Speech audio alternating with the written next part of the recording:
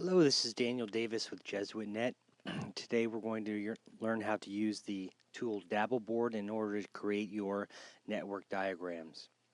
This is what the end product will look like. This is, of course, not the answer, but it'll give you a general idea of where we're going here.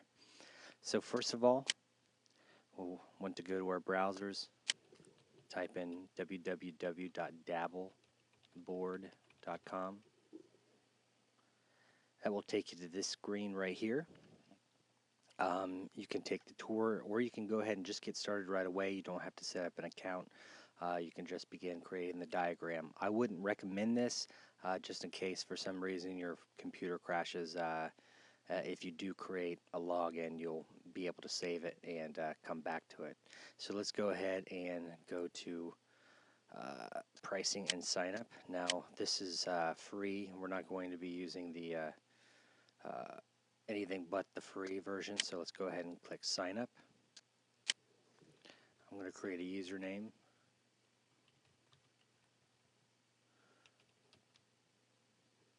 Go ahead and put in your email. Type in a password. I wouldn't recommend clicking on this one. Go ahead and sign up.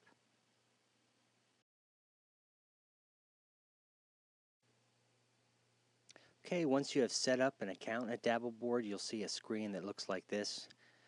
You don't need the screen, so don't worry about it. Go ahead and click the Dabbleboard icon up here, and then click Dabble, and then click Draw. This will take you to a blank screen. What you want to do is go ahead and draw a square. To draw a square in Dabbleboard, you just click on your mouse and draw two sides of a square. And it pops a square. So let's go ahead and click on this. Once you click on it, you'll see four symbols that pop up. This is to delete. This is to move it around. This is if you want to replicate the square. And this is if you want to make the square bigger or smaller. So let's go ahead and delete this. So we have this square right here. And let's go ahead and drag this to our personal library. And now that we have a square in our personal library, we can go ahead and take these squares and just drag them out, as many as we want, out into our canvas. Okay, now we need to begin putting in the project tasks inside of each square. So I'm going to go ahead and click anywhere inside this square right here. And I'm going to type in one of the tasks that the instructor has given me. Codify, and I'm going to press return after each word so it fits inside of the square. Purchase package. Once you've typed it in, go ahead and click out anywhere outside of the square. Now you can go ahead and click on that again. You can move this anywhere you want inside the square. Now if you want to keep this particular phrase, codify purchase package, inside of this square, you want to go ahead and click this and then immediately click the square outside, or you can click the square outside and then immediately click the inside word, and you'll go over here. Some options will pop up, and one of the options is group. We're going to go ahead and group.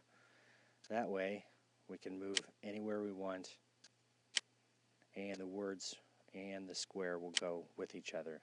If we didn't do that, let's go over here and click on ungroup,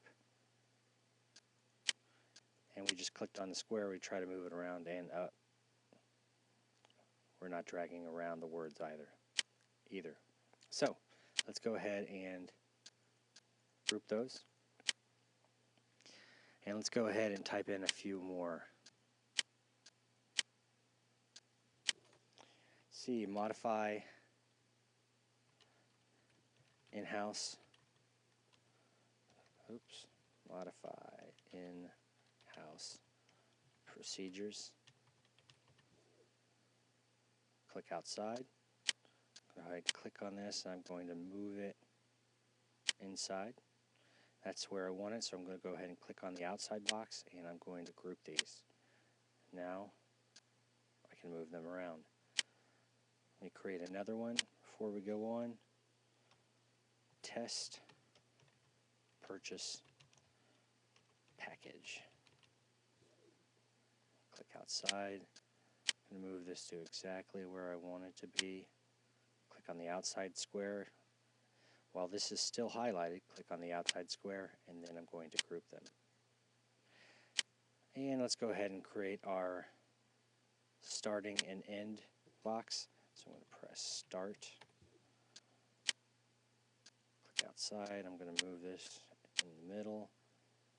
I'm going to group these. Let's create an end one.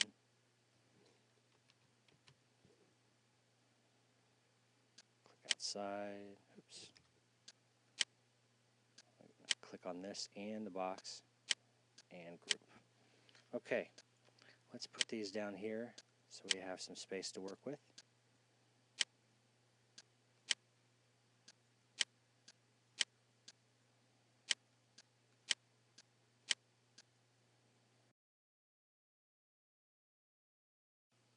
Okay, Dabbleboard recognizes basic shapes, so I'm going to go ahead and put the start to the far left over here, and I'm going to create arrows to point to the very next task in the timeline. So I'm going to go ahead, point an arrow. If for any reason you don't have the arrow pointing, right here is where you put the arrow. If you click off that, you'll just make lines. So I'm going to go ahead and delete that. So I think next should be test purchase package, and that's going to be my A1. So I'm going to go ahead and ungroup them so I can type into the box. So I'm going to click outside of it, click inside, and I'm going to press A1. That's going to be my A1. Click outside. I'm going to move this around. Click on the outside and group them back. Now I think both this one and this one should be B1 and B2. So what I'm going to do is going to go ahead and move this up here. If any time this happens where you click on something and it adds more than you would like, just go ahead and click outside and then click on it again. So, and I'm going to move this even with the top one under here, and I'm going to start creating some arrows. So that's one arrow. Okay, those are basic lines. I'm going to move this up here just a little bit. And now I want an arrow from here to here. So I'm going to press on the arrow. And there you have it. So I'm going to create another one over here. So I'm going to click off the arrow, put a line over here.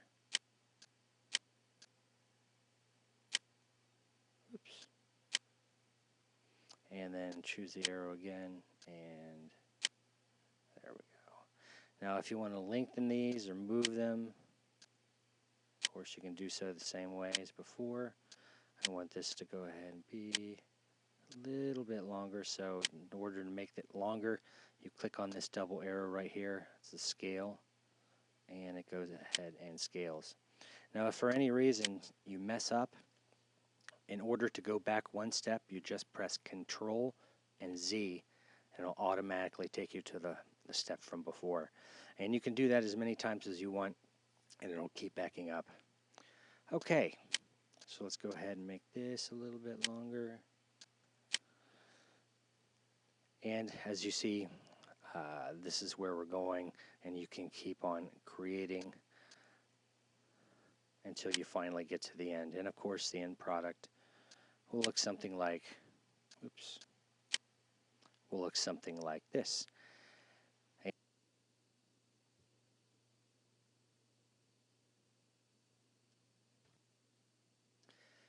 And finally, when you're finished with the end product, you'll want to download this so that you can upload your assignment.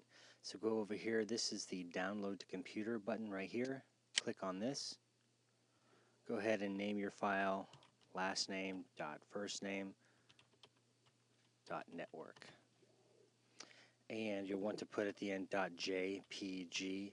Not all systems will recognize that it's a JPEG, so make sure to put the .jpg at the very end and press save,